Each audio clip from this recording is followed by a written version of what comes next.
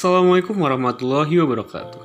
Halo semuanya, pada video ini kalian akan menyaksikan video pembelajaran kelompok 3 yang akan membahas chapter 11 yaitu Skill for Developing Authors. Sebelum kita masuk ke materinya, kita kenalan dulu yuk sama dosen pengampu mata kuliah leadership yang kece dan anggota kelompok yang super keren abis pastinya. Ini dia.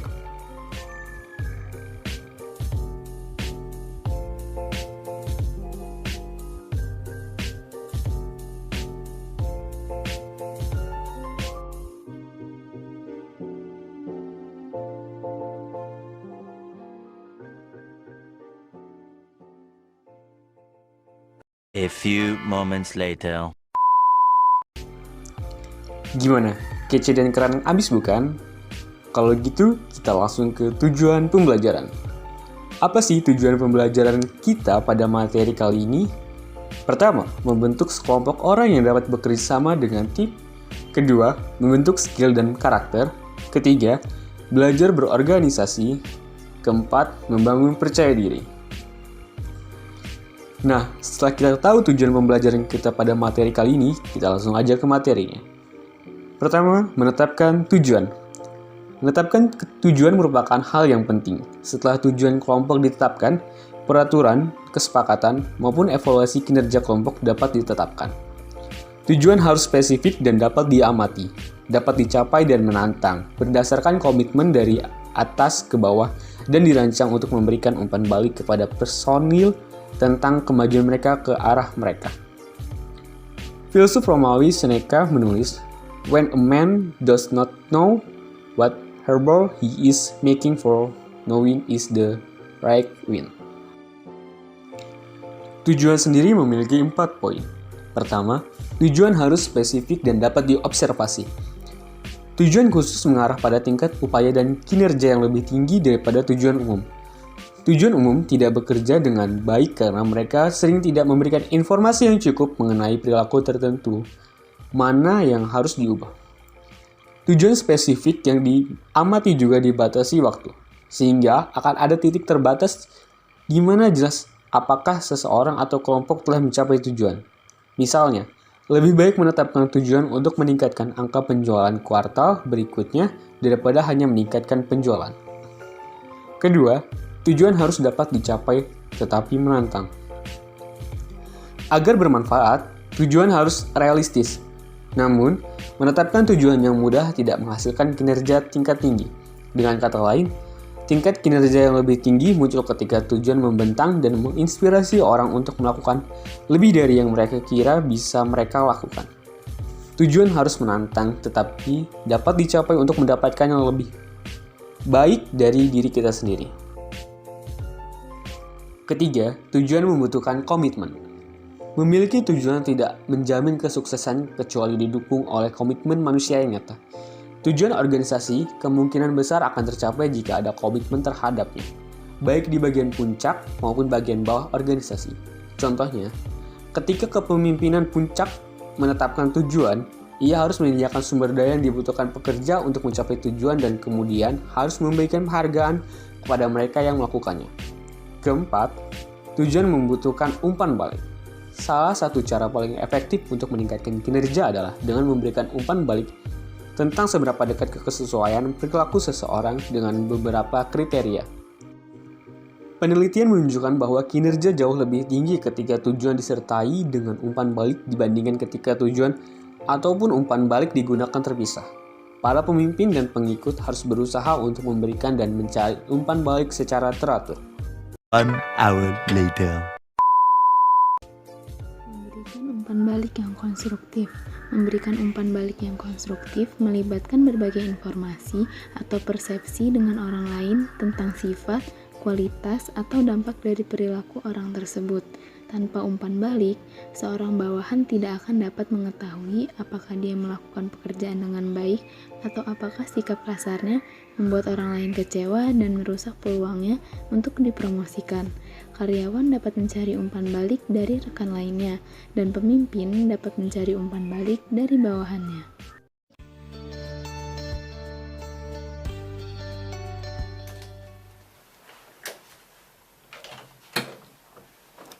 Joel, you wanted to see me? Oh, hi, Kate. Have a seat. By the way, the project that you handed in today was splendid. It was really good. Thank you so much for following the feedback that I've given you last week about the formatting. It was perfect. Thank you so much. I really took that feedback to heart, and I tried to put it as best as possible in my report this week. That's good. Kate, I did notice that this morning you were here at 8:45 instead of 8:30. Can you tell me a little bit more about that? Yeah, I know. I'm so sorry. I meant to tell you. I set my alarm. I didn't hear it. I know I did that last week too.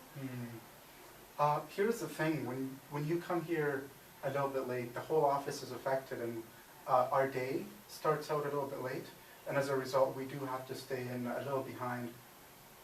Wow. I didn't know I affected that many people. Yeah. So do you think you can commit to being here on 8:30? Yeah, I can set my alarm louder. I can even get a coworker to come in or to call me in the morning to make sure I'm up. That's a good plan, like as a contingency plan, so that you wake up. That's awesome. Well, thank you so much for the feedback. All right, so we'll meet again next week, and we'll discuss how things are going. Perfect. Memberikan umpan balik yang konstruktif. 1. Bermanfaat. Untuk memaksimalkan dampak umpan balik, harus diberikan kepada individu tertentu, bukan kelompok besar. 2. Langsung. Penyampaian umpan balik membahas pokok permasalahan, tidak bertele-tele atau bersifat menyindir. 3. Spesifik. Contohnya, semakin spesifik pemimpin dapat menunjukkan perilaku mana yang harus diubah, semakin jelas mereka memberitahu orang lain apa yang harus dilakukan. 4. Deskriptif. Berpegang pada fakta sebanyak mungkin, pastikan untuk membedakannya dari kesimpulan atau atribusi. Alasan lain untuk membuat umpan balik deskriptif adalah untuk membedakannya dari evaluasi. 5. Tepat waktu. Umpan balik biasanya paling efektif bila diberikan segera setelah perilaku terjadi. 6. Fleksibel. Walaupun umpan balik efektif jika diberikan tepat waktu, terkadang menunggu lebih baik. Kita harus mempertimbangkan keadaan emosional penerima dan sikap menyesuaikan perilaku. Umpan balik juga harus fleksibel dalam hal waktu, mengingat tujuannya adalah membantu, bukan membebani. 7. Berikan umpan balik positif serta negatif. Umpan balik positif memberitahu orang lain atau kelompok hanya apa yang mereka lakukan dengan benar, dan umpan balik negatif memberitahu orang atau kelompok lain hanya apa yang mereka lakukan salah. Memberikan kedua jenis umpan balik adalah yang terbaik. 8. Hindari menyalahkan atau malu, karena tujuan dari umpan balik adalah untuk memberikan informasi yang berguna kepada orang lain untuk membantu mereka berkembang. Berbicara dengan mereka dengan cara yang hanya dimaksudkan atau mungkin untuk merendahkan atau membuat mereka merasa buruk tidaklah membantu. 2 hours later. Membangun tim untuk tim kerja. Beberapa kegiatan telah menjadi lebih umum dalam organisasi akhir-akhir ini daripada lokakarya membangun tim. Salah satu alasan untuk tingkat aktivitas ini adalah pergeseran kuat yang telah terjadi di tempat kerja dari fokus utama pada pekerjaan individu ke pekerjaan yang berpusat pada tim. Intervensi pembangunan tim di tingkat tim dapat membantu anggota tim memahami mengapa mereka mengalami begitu banyak kesulitan dalam mencapai tujuan tim, dan bahkan menyarankan strategi mengatasi situasi yang tidak dapat ditoleransi. Untuk lebih memahami pentingnya melihat tim dengan cara ini, yang pertama, ada intervensi membangun tim. Sebagai dasar untuk setiap pekerjaan di tingkat tim, anggota tim individu pertama-tama merasa nyaman dengan diri mereka sendiri. Mereka harus bisa menjawab pertanyaan, apa yang saya bawa ke tim, dan apa yang saya butuhkan dari tim. Tidak menjawab pertanyaan-pertanyaan ini menimbulkan ketakutan dan ketidakpercayaan yang melekat ketika pertanyaan-pertanyaan ini telah dijawab. Anggota tim berada dalam posisi untuk mulai berurusan di tingkat interpersonal, di mana mereka sekarang mungkin nyaman tanyakan apa yang Anda bawa ke tim dan apa yang Anda butuhkan dari tim. Tidak menyelesaikan masalah ini mengakibatkan kehati-hatian dalam berurusan dengan anggota yang lain, dan interaksi di tingkat fasad sopan daripada di tingkat kebenaran dan pengertian. Yang kedua, ada apa yang terlibat dalam lokakarya pembangun tim.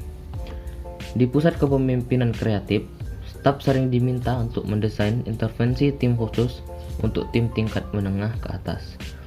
Saat kita memasuki pertemuan desain ini tanpa agenda kegiatan, kami juga tidak masuk dengan batu tulis yang benar-benar kosong. Kami percaya ada intervensi di tim tingkat harus memenuhi 3 persyaratan umum untuk menjadi sukses, dan setidaknya 1 kegiatan harus dimasukkan dalam intervensi yang berkaitan dengan masing-masing ketiga persyaratan tersebut. Contoh intervensi. Ginet melakukan intervensi dengan 3 tim yang saling bergantung dari Rumah Sakit Jiwa Pemuda Negara Bagian. Tim termasuk anggota layanan administrasi, staf profesional, dan penyedia perawatan langsung. Anggota masing-masing tim mengabdikan diri pada peran mereka dalam memberikan layanan berkualitas tinggi kepada para pemuda di bawah asuhan mereka. Tetapi, ketika kelompok tersebut mengalami kesulitan dalam bekerja satu sama lain, diagnosis ekstensif kelompok mengungkapkan 2 masalah mendasar. Yang pertama, setiap kelompok memiliki visi yang berbeda tentang apa itu rumah sakit atau yang seharusnya. Kemudian yang kedua, setiap kelompok mendefinisikan diri mereka sebagai pemberi perawatan, sehingga menyulitkan mereka untuk meminta bantuan kepada orang lain, sebab dalam pikiran mereka, meminta bantuan cenderung menempatkan mereka ke dalam peran pasien mereka. 3 hours later. Membangun tim berkinerja tinggi model roket. Model roket efektivitas tim merupakan model preskriptif dan diagnostik pembangunan tim. Model ini bersifat preskriptif karena memberitahu para pemimpin langkah apa yang harus diambil dan kapan harus mengambilnya saat membangun tim baru. Model ini juga dapat digunakan sebagai alat diagnostik untuk memahami kelemahan tim yang ada dan apa yang perlu dilakukan para pemimpin untuk mengembalikan mereka ke jalur yang benar. Model roket sendiri ada 7. Yang pertama itu ada misi, kedua bakat, ketiga norma, keempat buy-in, kelima kekuasaan, keenam moral, dan yang terakhir ada hasil. Implikasi model roket. Seperti yang dinyatakan di awal bagian ini, model roket bersifat preskriptif dan diagnostik. Dan model bekerja sama baiknya dengan siswa melalui tim tingkat eksekutif. Saat membangun tim baru atau menentukan di mana tim yang gagal, para pemimpin harus selalu memulai dengan komponen misi dan bakat sebelum pindah ke bagian lain. Dari model seperti roket membutuhkan booster besar untuk turun dari tanah. Begitu juga tim, membutuhkan tujuan yang jelas dan pemain yang tepat untuk berhasil. Sepanjang garis ini, survei penilaian tim dirancang untuk memberikan umpan balik kepada tim tentang di mana mereka berdiri sehubungan dengan 7 komponen model roket. Delegating. Pendelegasian adalah cara yang relatif sederhana bagi para pemimpin untuk membebaskan diri dari tugas-tugas yang memakan waktu, memberikan kesempatan kepada pengemban pengikut, dan meningkatkan jumlah tugas yang diselesaikan oleh kelompok kerja, tim, ataupun komite. Delegating is a fundamental part of every leader's job, but many managers and supervisors either shy away from delegating, or when they do delegate, they don't do it the right way. So spend some time, just not too much time. Know what I mean? Right. What are some areas you could see us improving? Oh gosh, you know a lot more about that than I do. Just make it look better. But organizations must run on delegation, so it's critical that managers and supervisors have the necessary skills to delegate and get work done through other people. Mengapa delegasi itu penting? Pertama, delegasi itu meluangkan waktu untuk kegiatan lain. Nah, para pemimpin biasanya memiliki begitu banyak tanggung jawab yang berbeda, sehingga mereka selalu harus mendelegasikan beberapa di antaranya kepada orang lain. Yang kedua, delegasi itu mengembangkan pengikut. Mengembangkan bawahan adalah salah satu tanggung jawab terpenting yang dimiliki setiap pemimpin. Dan pendelegasian tugas penting kepada mereka adalah salah satu cara terbaik untuk mendukung pertumbuhan mereka. Delegasi memperkuat organisasi.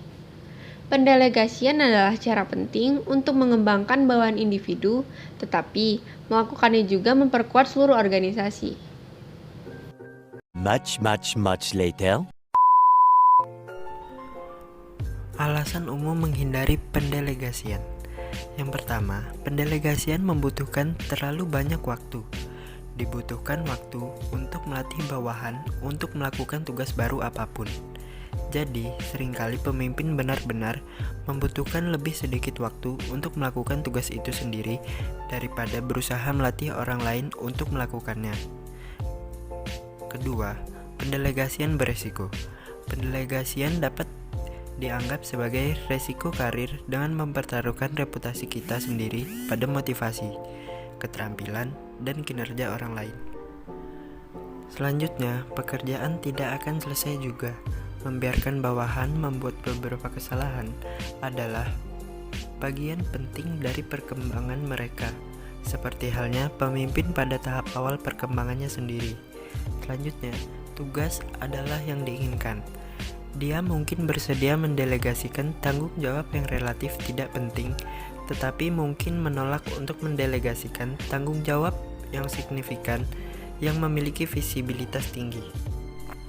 Ada beberapa prinsip-prinsip pendelegasian untuk hasil yang efektif. Pertama, putuskan apa yang akan didelegasikan. Kedua, putuskan siapa yang akan didelegasikan. Ketiga, buat tugas jelas dan spesifik. Keempat, tetapkan tujuan, bukan prosedur. Kelima, izinkan otonomi tetapi pantau kinerja. Keenam, berikan arahan, bukan menyalahkan. Later. Pelatihan. Faktor kunci keberhasilan di sebagian besar organisasi saat ini adalah memiliki pemimpin dan pengikut dengan pengetahuan serta keterampilan yang tepat. Saat ini, semakin banyak perusahaan melihat kekuatan bangku sebagai keunggulan kompetitif. Kekuatan bangku yang dimaksud ialah kompetensi dan jumlah pegawai yang siap mengisi kekosongan pimpinan dan jabatan. Pada dasarnya ada dua cara untuk memperoleh kekuatan bangku. Pengusaha dapat membeli, yaitu mempekerjakan bakat yang mereka butuhkan, atau mereka dapat membangun bakat mereka yang ada melalui program pengembangan dan pembinaan. Mengingat banyaknya pengusaha menghadapi kekurangan tenaga kerja di posisi kritis tertentu, tak sedikit yang mencari pembinaan informal untuk membangun dan mengembangkan bakat pekerjanya. Yang pertama, menjalin kemitraan. Langkah pertama dalam pembinaan informal ialah membangun hubungan di atas rasa saling percaya dan hormat. Jika seorang pengikut tidak mempercayai atau menghormati pemimpinnya, kecil kemungkinan dia akan memberikan banyak perhatian pada ide-idenya untuk perkembangan pemimpin tersebut. Selanjutnya ada komitmen yang menginspirasi dengan melakukan analisis gaps. Analisis pemimpin harus menulis tujuan karir binaan, dan pada kuadran persepsi pemimpin akan ditulis bagaimana perilaku binaan mempengaruhi orang lain. Ada kemungkinan bahwa pemimpin tidak dapat menyelesaikan semua kuadran gaps untuk seorang pelatih. Jika demikian, pemimpin perlu mengumpulkan lebih banyak informasi sebelum melangkah lebih jauh. Selanjutnya, menumbuhkan keterampilan dengan membuat rencana pengembangan dan pelatihan. Para pemimpin harus membangun rencana pembinaan dengan menguraikan tindakan yang akan mereka ambil untuk mendukung pengembangan pelatih mereka. Yang keempat, ada mempromosikan kegigihan dengan membantu pengikut tetap pada rencana mereka. Para pemimpin juga dapat membantu mempromosikan kegigihan dengan memanfaatkan momen-momen yang dapat dilatih. Dan yang terakhir, mentransfer keterampilan dengan menciptakan lingkungan belajar. Untuk membangun kekuatan bangku, pemimpin perlu menciptakan lingkungan belajar sehingga pengembangan pribadi menjadi proses yang berkelanjutan daripada peristiwa satu kali. It's time to stop. It's time to stop, okay? Wah, gimana nih video pembelajaran kita hari ini? Keren habis bukan materinya?